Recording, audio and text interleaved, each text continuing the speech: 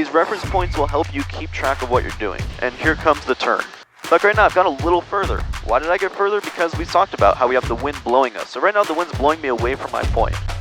Hey guys, it's Matthew from Sling Pilot Academy. Welcome to our instructional maneuvers series, where we explain a maneuver on the ground, show you what it looks like in the plane, and go over some common mistakes. Enjoy the video.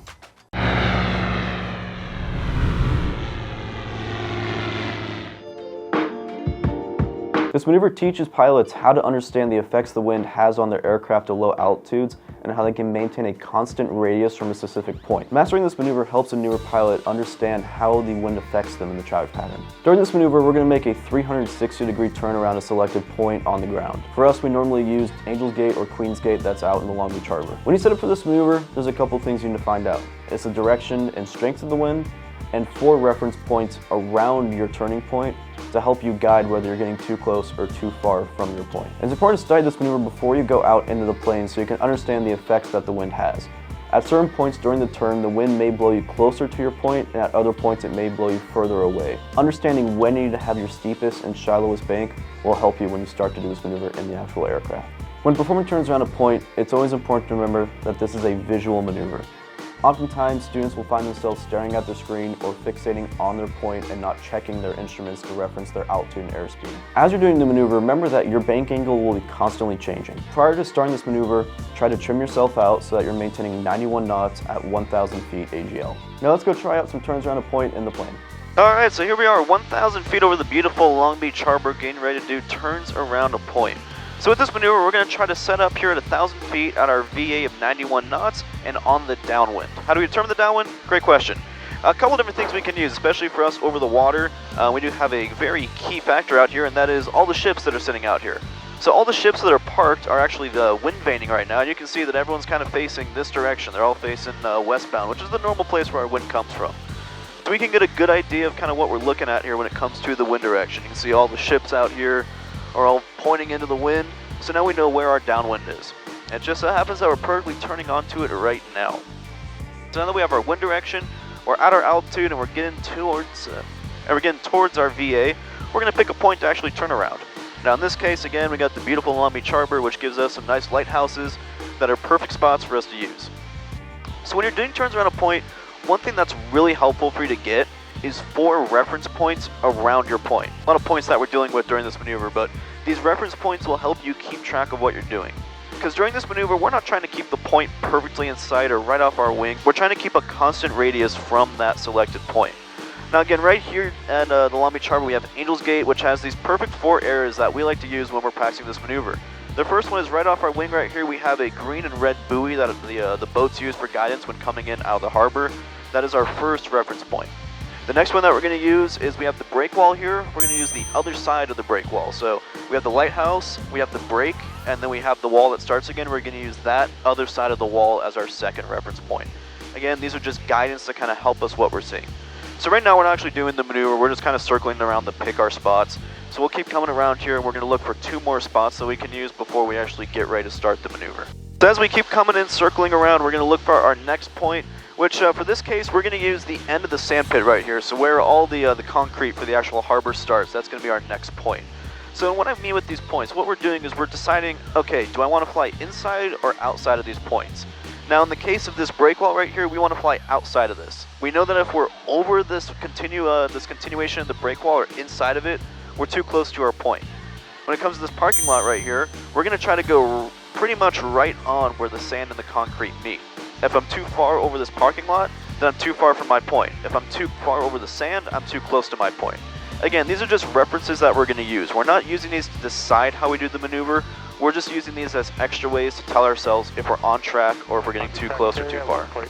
Now finally, our last reference point that we're going to use is on the break wall. Again, these are very just selective points. They don't have to be this specific, but just because we do these maneuvers so much right here, we kind of have these nice spots that we use. But on the break wall, you can see where it goes from smooth to rough rock. So we're going to use that transition from smooth to rough rock as our final reference point during the maneuver. So now that we have all of our points selected, we're going to get ready to set up the maneuver. Again, we want to join on the downwind, which is going to be this next turn that we make here. So before we start, I want to make sure that I'm at 1,000 feet, I'm maintaining 91 knots, and I'm stabilized. What's very important with this maneuver is that it's a visual maneuver. I'm looking outside. My main priority is trying to make sure I maintain at a constant distance from that point. I'm not focusing inside, trying to maintain a perfect altitude or a perfect airspeed. Now, obviously, we do want to take those into account, so we're going to keep referencing our instruments every little once in a while. So I'm going to go ahead and make our initial turn here to get ready to start the maneuver. What I'm going to do is look for my first point, which is going to be that red and green buoy there where the ship is coming in. And I'm going to try to either fly right over or just inside of those. Now, if I maintain this, this should keep me about right inside of a 1 mile radius from the point. So we're looking for about 1 mile from this lighthouse right here.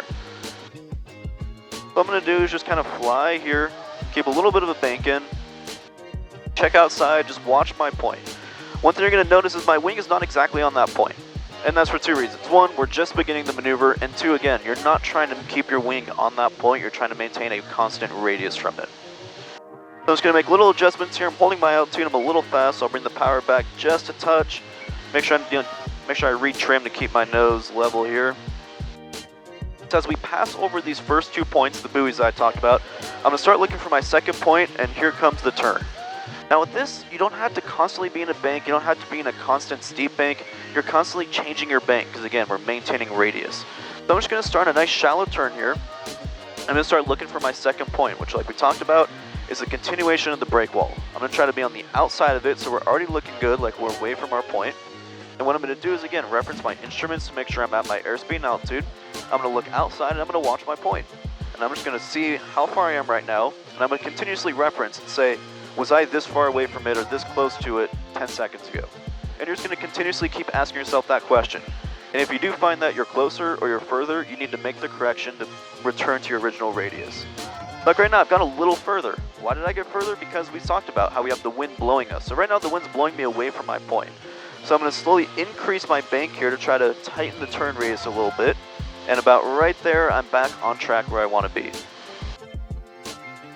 Here we go to our third point right now. We have the sand and the pavement there that we're going to try to turn over. Still just watching my point, take a quick look inside. You can see we descended a little bit, so we'll bring our nose back up, add a touch of power, but we're still looking outside while the plane corrects. So the point right now is getting a little closer, so I'm going to level my wings just a touch. Again, just correct my altitude slowly but surely. I'm just watching that point. If I get too close, I can level my wings for a second, and it's okay that I don't see that point for a couple of seconds. Now, one thing we want to pay attention to here is, like we talked about, the wind direction is blowing from west to east. So as we come up to our final point in this turn, the wind's going to be blowing us towards our point, so we want to pre-plan for that. turn to the west. PB, White Sling, 0 Charlie Foxtrot, turns around a point, and okay, PB. And now you can see the point's pretty far behind my wing, but that's okay because I'm still at the same radius that I was when we started this turn. And that's what we're looking for here. So I have my next point where the rocks go from rough to smooth. I'm just going to keep this nice bank coming around. Now again, remember the wind's going to start blowing us in here. So we want to be very aware of what that may do to us, because if we get too steep, if we bring our wings over like this, we're giving the wind more surface space to blow us in. So I'm going to keep myself nice and shallow here so that the wind has less airplane to blow and kind of drift us back over. And so there's our completed turn. We're going to keep going around now for a second attempt. Again, we're just going to keep doing these circles until we're told to stop by our instructor or our examiner. So I go back to my first reference point, which is that green and red buoy here, and we're just going to try to fly over those again. And obviously, again, it's a visual maneuver. So while you're doing this, enjoy the scenery. We got some pretty neat things to look at here. You got downtown Long Beach, downtown LA, some cool bridges, the entire harbor. I mean, there's always pods of dolphins or whales. Have you seen the whales down here? Yeah. Yeah, it's cool. The whales like to hang out right inside and fly right over them. So always something to look at. Again, back on our altitude here, back on our airspeed. I got my visual reference points right down there, and I'm keeping that same distance from the lighthouse. Now, again, the reason that we have these reference points is because right now I can see I'm a little outside of them.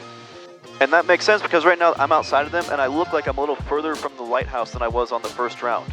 So that's why we have these reference points, so I can confirm that, yes, I did get a little too far. So all I'm going to do is just start my turn a little early here. Now, on the first lap, what we saw was I let the wind blow me away. Because again, the wind is blowing us to the east, so it's blowing us away from the lighthouse right now. So I may counteract that by starting my turn just a little earlier with a slightly steeper bank so that we can stay in tighter on our point and not get blown away by the wind. Track 144 Bravo, please skate S turns, and we'll head it back to the east, stay for Bravo. I want to switch tanks.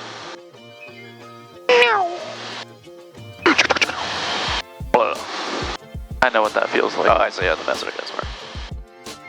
So you see, now that we pre-planned our turn and started a little earlier than last time, we're staying within that same radius from the point, so the wind didn't get to us. And that's why it's very important when you first start this maneuver that you find out where the wind is coming from and you judge how strong it is on your first turn. Because really, your first turn doing this maneuver is you feeling out your environment so that your second, third, and so forth are better and better each time. Now you can see, because of the wind correction that we did, we're right on point. We're flying over our sand and our pavement changeover right here. And we're continuing our steep turn. If we need to correct our altitude and our airspeed, we'll do little corrections here. And we're just going to keep looking outside.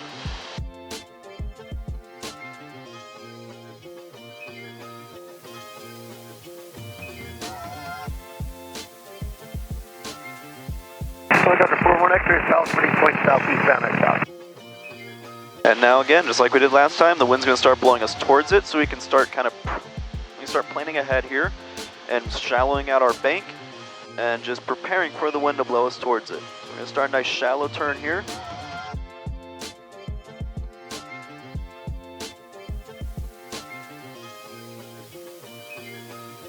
You can see I'm already getting blown just a little closer than I was before, so I'm going to level my wings just a bit. Again, build some distance from the point.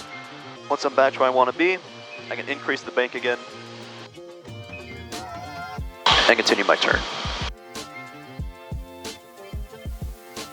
And that's all she wrote. Again, it's something that takes some time to feel. Ground reference maneuvers are pretty challenging, but they're very helpful because, again, it teaches you how to judge the wind and what it's doing to you. These maneuvers actually translate very well to when you're first learning the traffic pattern, because once you can sense what the wind is doing to you without having all these visual references, you can imagine that the runway is that point that you're turning around. And it translates really well because then when you start flying the traffic pattern, you start making subconscious wind correction, which is what the goal is here. So from this point on, we can just keep continuing our turn here at 1,000 feet until we're told to stop by our instructor. Many students believe that during this maneuver, you need to keep your ground reference point off the tip of your wing at all times. Well, that's not true. Again, our main goal is to maintain a constant radius around this point. Now, in purring conditions, if we had no winds, we could probably keep the point off the tip of our wing and maintain a constant bank. But this maneuver is teaching you how to handle the wind and how to make changes based off what it's doing to you.